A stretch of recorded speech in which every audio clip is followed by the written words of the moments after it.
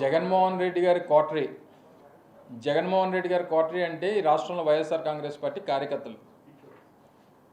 జగన్మోహన్ రెడ్డి గారి కోటరీ అంటే ఈ రాష్ట్రంలో వైఎస్ఆర్ కాంగ్రెస్ పార్టీ మొదటి నుంచి 14 సంవత్సరాలుగా జగన్మోహన్ రెడ్డి గారి కోసం, పార్టీ కోసం కష్టపడి పనిచేస్తున్నటువంటి కార్యకర్తలే జగన్మోహన్ రెడ్డి గారి కోటరీ.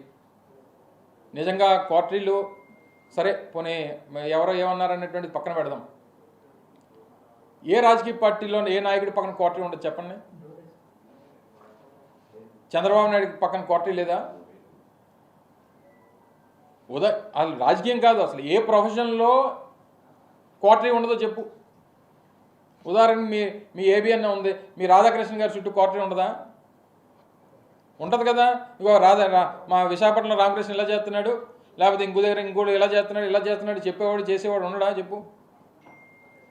సో కోటరీలు అనేటువంటివి ఈ ప్రజాస్వామ్యంలో, ఈ వ్యవస్థలు అన్నింటిలోని ప్రతి స్థాయిలో, ప్రతి వ్యవస్థలో, ప్రతి దగ్గర ఉండేటువంటిది.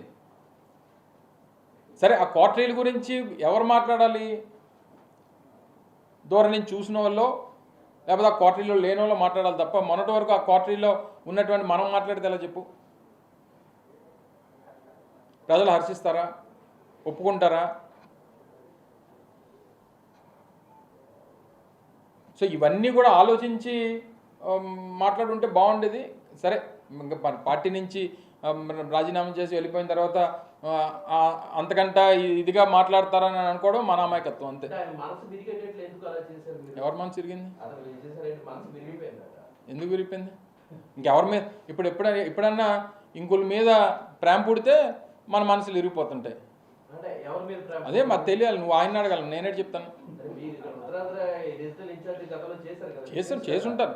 పార్టీలో పనిచేసినప్పుడు వివిధ హోదాల్లో, వివిధ స్థానాల్లో పనిచేస్తుంటాం. ఇప్పుడు నీకు ఒకరి మీద మనసు ఇరిగిపోయిందని అంటే ఇంకొక మీద ప్రేమ పుడితేనే ఇక్కడ మనసు ఇరిగిపోతుంది. అది ఎవరి మీద ప్రేమ పుట్టిందో, ఎవరి మనసు దేనికి ఇరిగిపోయిందో అనేటువంటి త్వరలో తెలుస్తాయి మనకి. అవన్నీ చూస్తాం కదా రాజకీయాల్లో. నిన్న కూడా వారు మాట్లాడుతూ చెప్పారు. ఏం చెప్పారు? ఈ రోజు వరకు ఏ నిర్ణయం తీసుకోలేదు అంటే, ఈ రోజు అంటే నిన్నటి వరకే కదా. సరే, నేను అవన్నీ నా నిర్ణయం కాదు కదా. సో ఏదేమైనప్పటికీ మనసు విరిగిపోవడానికి, లేకపోతే ఇంకోటి అయిపోవడానికి వైఎస్ఆర్ కాంగ్రెస్ పార్టీలో ఉన్నంతకాలం అత్యంత కీలకమైనటువంటి స్థానాల్లో వారు పనిచేశారు. సరే, వారు మాట్లాడినప్పుడు, ఢిల్లీలో మాట్లాడినప్పుడు నేను ఇంక రాజకీయం మాట్లాడదలుచుకోలేదు, వ్యవసాయం మాత్రమే చేస్తానని చెప్పారు. సరే, అలాగే అనుకున్నాం. మరి నిన్నటి పరిస్థితులు అయితే దానికి భిన్నంగా కనిపించాయి నాకైతే. సో నిన్న భిన్నంగా కనిపించిన తర్వాత ఈ కొత్త మాటలన్నీ మనసు ఇరిగిపోయింది, లేకపోతే ఇంకోటి అయింది అన్న తర్వాత ఇంకో మీద ప్రేమ పుడితేనే మనసు ఇరిగిపోవాలి. మరి అంటే నా వ్యక్తిగతమైనటువంటి అభిప్రాయం. అది మరి నాకేం తెలుసు, నేనేం చెప్తాను? నువ్వు ఎవరిని ప్రేమిస్తున్నావు నాకేం తెలుసు చెప్పు. నేను జగన్మోహన్ రెడ్డి గారిని ప్రేమిస్తున్నాను. మరి నేను ఆయన ప్రేమిస్తున్నాను, నేను అది చెప్పగలను. కానీ నువ్వెవరిని ప్రేమిస్తున్నావు నేనే చెప్తాను. మరి నేను ఎప్పుడు వినలేదు ఆ డైలాగ్. అదే నేను కూడా అదే అంటున్నా. ఇప్పుడు రాజకీయాల్లో మొన్న జరిగినటువంటి పరిణామాలు, వచ్చినటువంటి ఫలితాల తర్వాత అనేక పరిణామాలు చూసాం. గడిచినటువంటి 9 మాసాల్లో వైఎస్ఆర్ కాంగ్రెస్ పార్టీ ఓడిపోయిన తర్వాత అనేక పరిణామాలని ఎదుర్కొన్నాం.